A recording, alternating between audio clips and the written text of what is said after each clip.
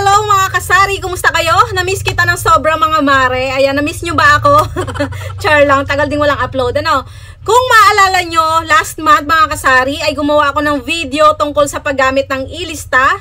Talaga namang diniscuss natin kung ano nga ba ito, paano gamitin at paano sulitin. Kasi syempre, gusto ko lang ang the best para sa inyo. Tayong magtutulungan dito mga kasari. Lahat ng pwedeng makatulong para umasenso tayo ay isi-share ko yan sa inyo at sa tulong din ng grocery yan. So ito na nga mga kasari, ano? For this video naman ay pag-uusapan pa rin natin ang ilista. Pero wait lang mga kasari. This time pag-uusapan naman natin kung paano gamitin ang ilista at grow coins ni grocery, no?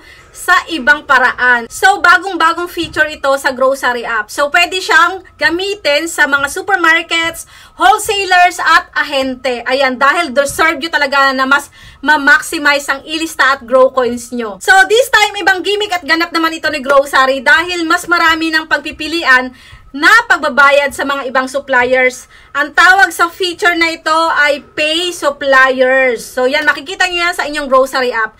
Gusto nyo bang malaman kung ano ba ito at kung paano gawin? Then, keep on watching mga kasari. Ayan mga at watch till the end kasi may pa-special promo na naman si grocery. Grabe. So, sa huli ng video ko mga kasari, meron akong pa-promo kaya tapusin nyo ang video hanggang sa dulo para malaman nyo. Ano? So, ngayon, alam ko na madami kayong tanong kaya sasagutin natin yan. Ano nga ba ang Pay Suppliers? Ang Pay Suppliers ng grocery ay isang feature kung saan maaari mong gamitin ang ilista o grow coins para magbayad ng paninda mula sa mga outside supermarket. Pwede rin sa mga wholesaler, ahente at iba pa. Hindi mo na kailangan magdala ng cash dahil naka-digital payment ka na sa grocery app. O, di ba? Ang galing!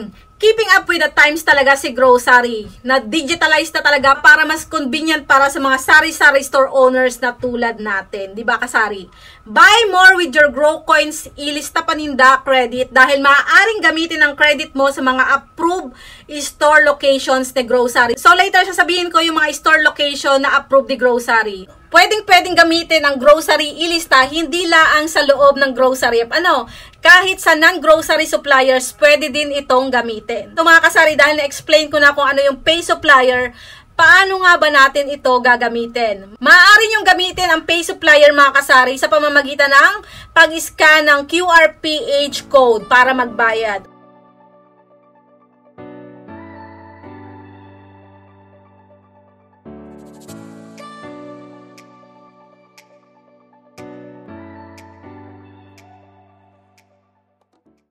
Yung pangalawa ay ang Enter Billing Details Scan QRPH Code para magbayad. Yan, siguraduhin nyo mga kasari na may QR code ang cashier na QRPH bago kayo mamili. At dapat ito compatible at hanapin ang QRPH logo sa gitna ng QR code katulad sa picture na ito. Hindi kailangan na may grocery code ito ha or may ilista grow coins na logo. Siguraduhin nyo rin mga kasari na updated ang grocery app nyo sa latest version na version 8.5.7 para makita ang Pay Suppliers button. So, update nyo na yung app nyo pag hindi pa nakakapag-update. So, ngayon mga kasari, kung gagamit ka ng ilista bilang pambayad or as payment method, tandaan mga kasari na meron tayong 1,500 minimum purchase dito. Applicable pa rin dito ang regular ilista fees na 3.5% processing fee at 3.5% late fee. Kung gagamitin naman ng grow coins, meron itong 1,000 pesos minimum purchase. So, dapat hindi bababa doon yung mga pinamili nyo para magamit nyo yung inyong grow coins at saka ilista. Kung dati ka nang gumagamit ng ilista, parehas na parehas lang yan. Pareho lang ito sa ilista kung paano natin gamitin yung ilista sa loob ng grocery app. Kaya hindi ka malilito. Yun nga lang, ang pinagkaiba ay sa ibang supplier mo ito gagamitin at kailangan mo mag-scan sa mga QR code nila. So, ngayon, for sure, matatanong mo din, Mari, kung ano at saan nga ba ang mga approved location ni grocery kung saan pwede natin gamitin yung Pay Supplier natin sa loob ng grocery app. Don't worry kasi ibibigay ko din yan sa inyo. Pwede ka pumunta sa mga stores na ito para mag-Pay Suppliers with ilista o grow coins. Oo, pwede ka mamili dyan gamit ang ilista dyan sa Super 8. Lahat ng branches nationwide, pwede ka dyan mag-Pay Supplier. Lahat din ng branches sa San Roque Supermarket, SRS, pwede din dyan gumamit ng ilista at grow coins. Ultra Mega, all branches nationwide, pwede rin mga kasari. URC, Synergy Pro, Kamanaba area, pwede din dyan mamili.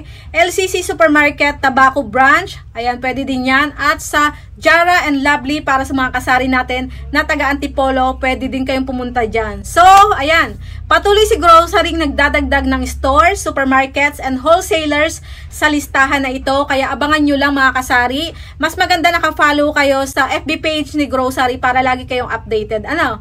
O, diba? Ganun lang kadali mga kasari. Mas mabilis pa ito kaysa sa pagbabayad gamit ang cash. So, dito napakadali. Scan lang. Isa ito sa mga dahilan kung bakit love na love ko si Grocery. Ayan. Sobrang convenient lang niya at napakadaling gamitin. Hi. Sana mahalin din niya ako. Char lang. Char lang. Siyempre naman, mahal natin si Grocery kasi lagi siyang may pa-promo at games. At pag may live pa kaming buong Growkada, every month meron pa din doon pa games. Ayan. Kaya tutok lang kayo sa aming mga live. At totoo nga na mahal tayo ni Grocery dahil may pa-special promo na naman sila para sa feature na ito. O diba, bongga? Itong promo ay for a limited time only lang mga kasari ha. Pwede ka manalo up to 60 Grow Coins cashback kapag ikaw ay ang first to try the new payment supplier feature. So, paano nga ba sumali dito mga kasari? Kailangan mo lang mag-shop, mamili sa mga approved supplier location ni Grocery at pay using ilista or Grow Coins para ma-redeem ang promo na ito. May 30 Grow Coins cashback pag nagbayad ka using pay suppliers with ilista or Grow Coins. O diba, bongga, ganun lang kadali yan mga kasari, mga mare. Kaya naman, kayang-kaya natin yan. Redeem na kayo kasi magre-redeem na rin ako. Kaso wait! Redemption ay limited lang sa first 100 users na magbabayad gamit ang ilista at first 100 users na gagamit ng Grow Coins para magbayad. So, pwede lang kayo mag-redeem ng up to 60 Grow Coins cashback once for each payment method. Kumbaga, isang beses sa ilista at isang beses lang sa Grow Coins. Siya nga pala mare, valid lang ito until October 22, 2023. Kaya redeem na mga kasari. O sige na mga mare, pupunta na talaga ako sa pinakamalapit na approved location ko para matry itong bagong pay supplier feature. Hindi na talaga ako mapakali para itry ito. Sana isa ako sa mga first 100 users. Ano? Sana ako. Kaya nagmamadali na ako. Sayang din yung 60 Grow Coins cashback, no? Kaya redeem ka na din. Stay tuned din kayo sa mga next vlog ko mga kasari, mga mare. At kung may question kayo, comment lang kayo sa baba para masagot natin yan. So, yan. Hanggang dito lang mga kasari habang maliwanag pa at pwede pa akong pumunta sa pinakamalapit na location. Ayan, bago pa sila magsara. Yan lang for today's video mga kasari. Salamat sa inyong panonood. Sa hindi pa nakasubscribe, please subscribe sa aking YouTube channel, Lisel Domdom. Salamat mga kasari. Bye-bye. Ingat!